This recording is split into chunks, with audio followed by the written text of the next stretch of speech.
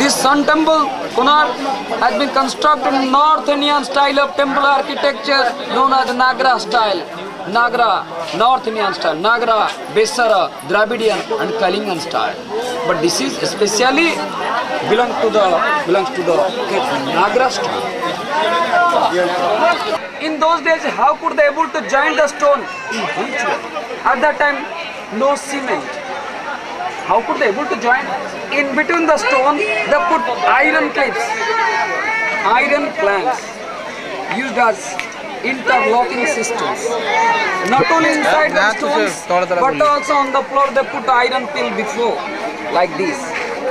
Iron clamps like this. But in due course of time, due to the touch of salt winds, corrosive light moisturization of the sea, those clamps got rusted. Also, maximum places you will find the same iron clay exist. They put mortars later. But we cannot find iron clips here now. All those iron fixed inside the stones. I must show you another places. Look at this particular block, sir. That is called as Bharatanatyam dance. That is called as Bharatanatyam dance. One of the most peculiar dance item can be seen in Tamil Nadu.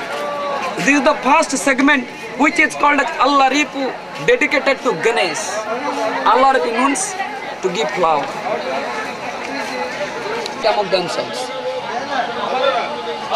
I am telling you the brief history of this monument, salient features of the monument. Look at this particular block here. In those days, if any man violates the rules of the society or makes any anti-social activity in the society, the king's workers used to give punishment by stamping the leg of the elephant upon the accused body and culprit's body. One of the best capital punishment given by elephant, stamped by elephant. One of the best crab gesticulations in Odisha dance. Look at the hands. Gesture of hands like this. Alternative gesture of hands like this. This is called a gesture of dance like this. One of the best crab gesticulation in Odisha dance.